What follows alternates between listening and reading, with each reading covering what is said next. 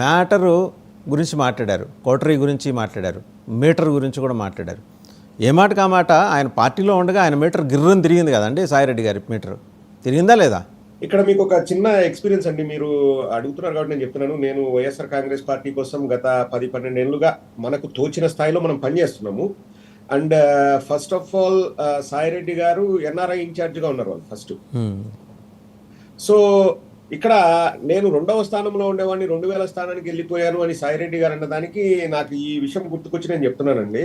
ఇప్పుడు నేను ఎన్నోసార్లు సాయిరెడ్డి గారికి మెసేజ్లు పెట్టింటాను, కాల్స్ కూడా చేసింటాను. అఫ్ కోర్స్ మనకు ఉన్న పండగలన్నిటికీ happy Ugadi, happy Sankranti, happy Deepavali ఏ రోజు కూడా నాకు ఆయన రిప్లై పెట్టలేదండి. అంటే కాల్ చేశాను, ఎప్పుడు కూడా కాల్ లిఫ్ట్ చేసే వాళ్ళు కాదు. అఫ్ కోర్స్ బిజీగా ఉన్నారు అనుకోవచ్చు.